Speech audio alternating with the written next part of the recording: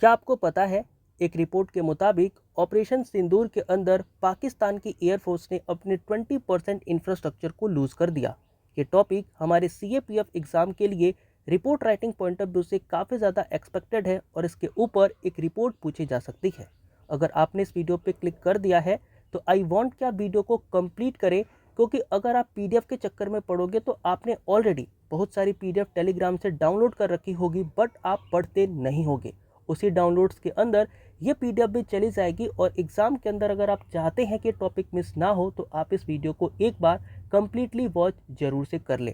हम बात करते हैं इस टॉपिक की, तो आज हमारा टॉपिक है ऑपरेशन सिंदूर। इस टॉपिक के ऊपर हम रिपोर्ट एक्सपेक्ट कर सकते हैं, तो आज हम रिपोर्ट राइटिंग देखेंगे। और जब भी हम रिपोर्ट लिखते हैं तो रिपोर्ट का एक टाइटल हमें लिखना होता है। उस टाइटल के अंदर हम लिख सकते हैं ऑपरेशन सिंदूर। इस तरीके के टाइटल के बाद हमें एक फॉर्मेट का इस्तेमाल करना होता है और उस फॉर्मेट के अंदर हम XYZ स्पेशल कोरेस्पोंडेंट, एक लोकेशन, एक हमारी डेट और फिर उस डेट के साथ एक टाइम मेंशन कर सकते हैं, जो कि as per the UPSC standard ये एक अच्छी रिपोर्ट मानी जाएगी और एक प्रॉपर फॉर्मेट के अंदर ये रिपोर्ट आपकी मानी जाएगी। रिपोर्ट जब भी आप लिखते हो तो आपको कम से कम 4 पैराग्राफ लिखने होते हैं। हर पैराग्राफ का अपना एक वजूद होता है और हर पैराग्राफ में आपको कुछ ना कुछ चीज़ें स्टैंडर्डाइज करके लिखना होता है। यहाँ पर मैं अगर आपको बताऊं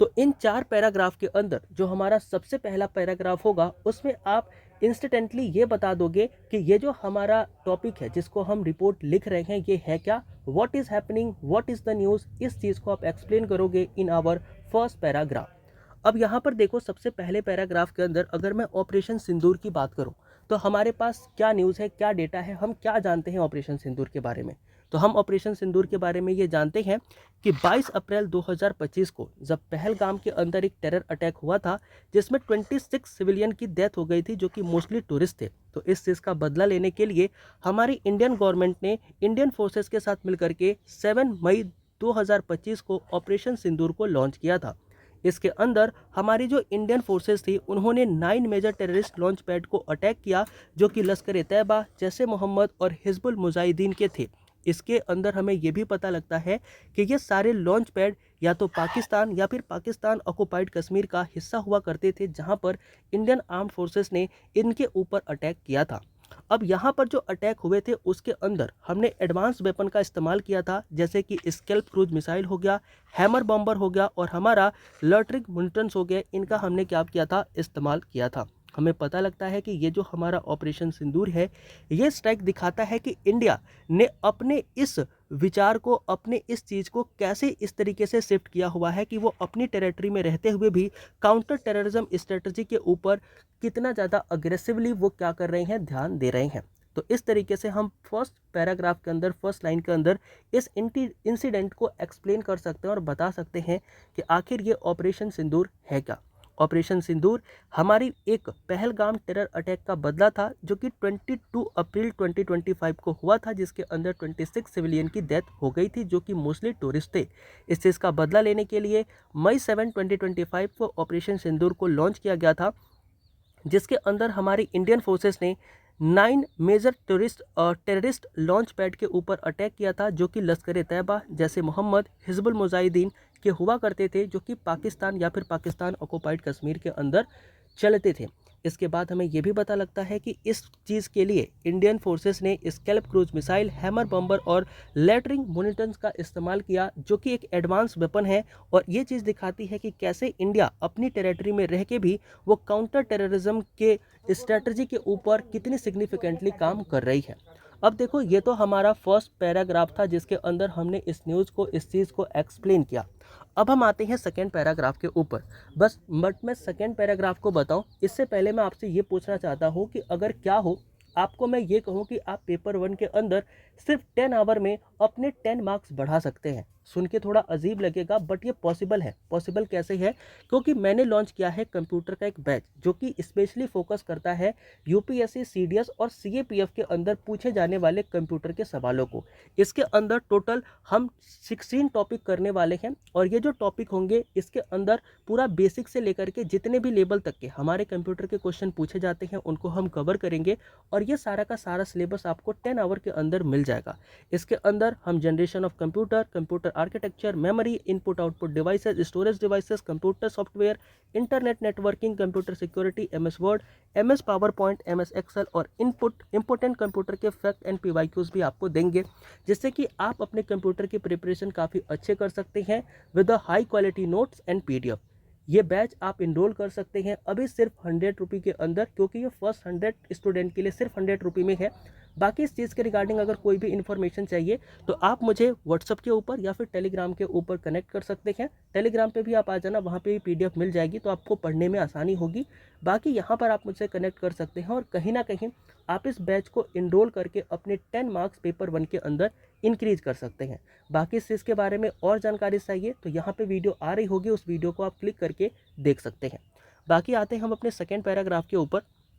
देखो, जैसे हमने फर्स्ट पैराग्राफ के अंदर बताया कि what is the news and what is happening, उसको हमने क्या किया, एक्सप्लेन कर दिया। अब यहाँ पर आता है कि इस चीज़ से जुड़ी हुई अगर हमारे पास कोई फैक्ट है, कोई डाटा है, कोई रिपोर्ट है, तो उस रिपोर्ट को हम क्या करेंगे, अपने सेकेंड पैराग्राफ के अंदर लिखेंगे। तो यहाँ पर हमें पता लगता है कि इस ऑपरेशन की वजह से जो हमारे टेररिस्ट इंफ्रास्ट्रक्चर हैं उनको काफ़ी ज़्यादा नुकसान हुआ। हमने ये ऐसा एस्टिमेट किया है कि लगभग इस ऑपरेशन के अंदर हमने 100 टेररिस्ट को क्या किया है, मारा है, यानी कि उनकी हत्या करी है। इसके अलावा हमें ये भी पता लगता है कि इन 100 टेररिस्ट में से एक टेररिस्ट जो था उसका नाम था अब्दुल रऊफ अजहर, जो कि जैसे मोहम्मद का एक कमांडर हुआ करता था और इसके ऊपर 1999 के अंदर IC 814 हाईजैकिंग का आरोप भी था और एक जर्नलिस्ट जो कि डेनियल पर्ल थे, इनके भी मर्डर का आरोप इसी के ऊपर लगता था। इसके अलावा आप देखोगे तो बहुत सारे पाकिस्तानी एयरबेस, जैसे में कि नूर खान एयरबेस हो गया, रफ़ीकी एयरबेस हो गया और हमारा सियालकोट एयरबेस हो गया, इनको भी काफ़ी ज़्यादा डैमेज पहुंचा है इस ऑपरेशन सिंदूर के अंदर। According to the official estimate हमें यह भी पता लगता है कि जो पाकिस्तान की एयरफोर्स है उनका इस ऑपरेशन के अंदर 20% इंफ्रास्ट्रक्चर जो है वो भी डैमेज हुआ है। यानी कि सेकेंड पैराग्राफ के अंदर आप क्या लिख सकते हो, आप ये लिख सकते हो कि यहाँ पर आपके पास क्या क्या रिपोर्ट्स हैं, क्या क्या चीज़ें हैं जो कि आपको ऑपरेशन सिंदूर से मिलती हैं। तो आपको पता लगता है कि इस ऑपरेशन सिंदूर के अंदर हमने लगभग हंड्रेड्स ऑफ टेररिस्ट को किल किया है, जिसके अंदर एक हमारा टेररिस्ट था जिसका नाम था अब्दुल रऊफ अजहर, जो कि जैसे मोहम्मद का एक कमांडर था, जिसने कि IC 814 हाईजैकिंग करी थी इन 1999। इसके बाद इसने एक हत्या भी करी थी जो कि था डेनियल पर्ल, जो कि एक जर्नलिस्ट हुआ करते थे। एंड इसके अलावा जो पाकिस्तानी एयरबेस है, नूर खान एयरबेस, रफ़ीकी मुरीद एयरबेस और सियालकोट एयरबेस, उनको भी काफ़ी ज़्यादा नुकसान पहुंचा था। इसके बाद हम बात करते हैं ऑफिशियल एस्टीमेट की, तो हमें ये पता लगता है कि जो पाकिस्तान की एयरफोर्स है उनका लगभग 20% इंफ्रास्ट्रक्चर जो है वो इस ऑपरेशन के अंदर डैमेज हुआ था। अब देखो, ये तो बात हो गई हमारे सेकेंड पैराग्राफ की, जहाँ पर हमने डेटा, फैक्ट एंड रिपोर्ट जो हमारे थे उसको हमने यहाँ पे लिख लिया। नेक्स्ट हम बात करेंगे कि हमारा थर्ड पैराग्राफ में हम क्या लिख सकते हैं। देखो, थर्ड पैराग्राफ के अंदर आपको लिखना होता है कि गवर्नमेंट के रिस्पॉन्सेस, गवर्नमेंट के स्टेटमेंट्स एंड गवर्नमेंट ने क्या इस चीज़ के ऊपर अपना टेक दिया, उस चीज़ के बारे में बात करते हैं।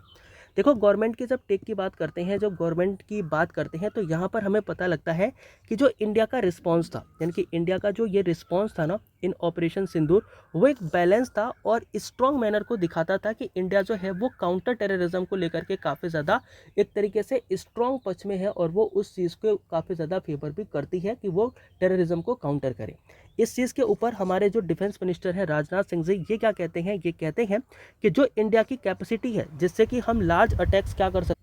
लॉन्च कर सकते हैं, ये हमारी इंडियन आर्म फोर्सेस की स्ट्रेटेजिक डिसिप्लिन को दिखाती है और रेजिलिएंट को दिखाती है। इन्होंने ये भी कहा कि जो इंडिया की पॉलिसी है ना, वो ये रिफ्लेक्ट करती है कि इंडिया जो है वो किसी भी तरीके की, इस तरीके का कोई भी टेररिस्ट अटैक अगर इंडिया पे होता है तो इंडिया उस चीज़ को डेटर नहीं करेगा, उस चीज़ का जो है वो सामना करेगा। फिर यहाँ पर यह भी कहा जाता है कि जो हमारे पाकिस्तान के डिप्टी प्राइम मिनिस्टर थे जिनका नाम था इसकदार, इन्होंने क्या किया, ऐसा रिपोर्ट बताते हैं कि इन्होंने सीज़ फायर की रिक्वेस्ट करी, जो कि ये इंडिकेट करता है कि जो पाकिस्तान था उसको इस ऑपरेशन की वजह से काफ़ी प्रेशराइज फील हुआ और इस प्रेशर की वजह से वो इंडिया एंड बाकी अदर कंट्री के साथ मिल करके वो ये चाह रहा था कि इंडिया जो है वो सीज़ फायर पे आ जाए। तो यहाँ पर हमें ऑफिशियल स्टेटमेंट्स वगैरह लिखने होते हैं थर्ड पॉइंट के अंदर, और यहाँ पर हम लिख सकते हैं कि इंडिया का जो रिस्पॉन्स था वो इस चीज़ को लेकर के काफ़ी ज़्यादा बैलेंस था। यहाँ पर हमारे डिफेंस मिनिस्टर राजनाथ सिंह ने ये भी कहा था कि इंडिया की जो कैपेसिटी है कि वो इतने बड़े अटैक्स को अपनी ही टेरिटरी से लॉन्च कर सकते हैं, तो इसमें हमने काफ़ी ज़्यादा सहूलियत बरती है, और इंडिया के ये जो स्ट्रेटेजिक डिसिप्लिन और रेजिलियंट है, इस चीज़ को हमारा ये ऑपरेशन सिंदूर रिप्रेजेंट करता है। यहाँ पर जो हमारी इंडिया की पॉलिसी है वो ये भी दिखाती है कि वो किसी भी तरीके के टेररिस्ट अटैक को अब सहन नहीं करने वाले हैं, वो उसका सामना करेंगे एंड उसके लिए यहाँ पर काउंटर भी किया जाएगा। फिर इसके बाद हमें पता लगता है कि जो पाकिस्तान की तरफ से एक रिपोर्ट आती है और उसमें बोला जाता है कि उनके जो डिप्टी प्राइम मिनिस्टर होते हैं इसकदार, वो अलग अलग कंट्रीज़ के पास जाते हैं और प्रेशर बनाते हैं इंडिया के ऊपर कि इंडिया जो है वो क्या कर ले, सीज फायर कर ले, जो कि इंडिया की कहीं ना कहीं मोरल विक्ट्री दिखाती है ओवर द पाकिस्तान।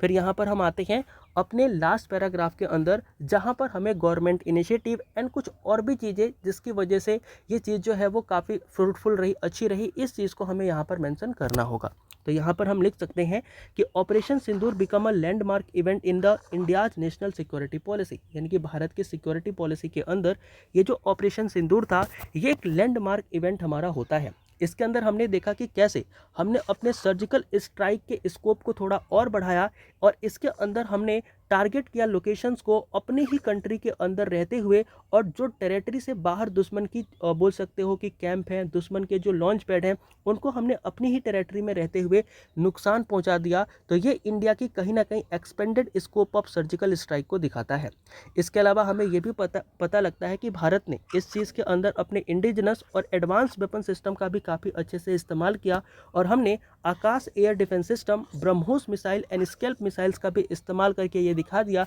कि इंडिया के पास उसका अपना इंडिजिनस और एडवांस वेपन सिस्टम भी काफ़ी अच्छा है। अब देखो यहाँ पर हमें ये पता लगता है कि taking firm action against the cross border terrorism and sending a strong measures to the international community, the operation reformed India's commitment to protecting its citizens and preventing future terror attacks. यानी कि ये जो चीज़ है वो कहीं ना कहीं ये दिखाता है कि जो क्रॉस बॉर्डर टेररिज्म है जो कि इंडिया के अंदर भेजा जा रहा है, उनको एक साफ साफ मैसेज है कि अगर आप इंडिया के लोगों को नुकसान पहुंचाओगे, इंडिया की कम्युनिटी को नुकसान पहुंचाओगे, तो इसका नतीजा भी काफ़ी बुरा होगा। इस तरीके से भारत ने ऑपरेशन सिंदूर के थ्रू अपने सिटीजन को कैसे प्रोटेक्ट करके रखना है, सिटीजन्स को फ्यूचर में कैसे प्रोटेक्ट करके रखा जाए, और कैसे टेररिस्ट अटैक को भारत से डराया जाए ताकि वो फ्यूचर में हमारे यहाँ अटैक ना करें, उस चीज़ का बेस्ट एग्जाम्पल रिफ्लेक्ट करती है। इस रिपोर्ट को लिखने के लिए हमने द हिंदू आर्टिकल का इस्तेमाल किया है, डीआरडीओ की रिपोर्ट का इस्तेमाल किया है, और पीआईबी की रिपोर्ट का इस्तेमाल किया है। So it can be our answer, जो कि हम यहाँ पर लिख सकते हैं। अब देखो इस चीज़ की पीडीएफ आपको हमारे टेलीग्राम पे मिल जाएगी, तो आप टेलीग्राम पे जाके पीडीएफ को डाउनलोड कर सकते हो। एंड अगेन मैं यही कहूँगा कि अगर आप एक सीएपीएफ या फिर सीडीएस एस्पायरेंट हो और पेपर 1 की तैयारी आप काफ़ी अच्छा करना चाहते हो, तो आप इस कंप्यूटर बैच के अंदर इनरोलमेंट जरूर ले सकते हो, क्योंकि फर्स्ट 100 के लिए इसकी प्राइस सिर्फ 100 रुपये है। अगर आप इसके अंदर ज्वाइन होते हो तो टोटल 15 या 16 क्लासेस आपको मिलेंगी। पर क्लासेस के अंदर आपको हर एक टॉपिक जो कि कंप्यूटर के अंदर पूछा जा सकता है, चाहे वो नेटवर्क का हो, मेमोरी का हो, चाहे वो आपके computer security output device, input device का ही हो, हम वो कवर करेंगे। सारी क्लासेस लाइव कवर होंगी, रिकॉर्डिंग आपको उसी दिन पे मिल जाएगी, तो ज़्यादा वेट करने की नीड नहीं है। आपको हाई क्वालिटी पीडीएफ मिलेंगे जिससे आप रिविजन कर सकते हो, प्लस आपको पीवाईक्यू की प्रैक्टिस भी मिल जाएगी जिससे कि आप क्वेश्चन की भी प्रैक्टिस कर सकते हो। इस तरीके से आप इस बैच के अंदर सिर्फ 15 डेज 10 आवर दे करके आप कहीं ना कहीं पेपर 1 के अंदर अपने 10 मार्क्स स्कोर कर सकते हो। बाकी अगर कोई भी डाउट है इस बैच से रिलेटेड तो आप हमें कनेक्ट कर सकते हैं टेलीग्राम या व्हाट्सएप के ऊपर, और इस बैच के अंदर इनरोल हो सकते हैं। सो मिलते हैं नेक्स्ट वीडियो में किसी नए टॉपिक के साथ, तब तक के लिए सभी को जय हिंद एंड थैंक यू।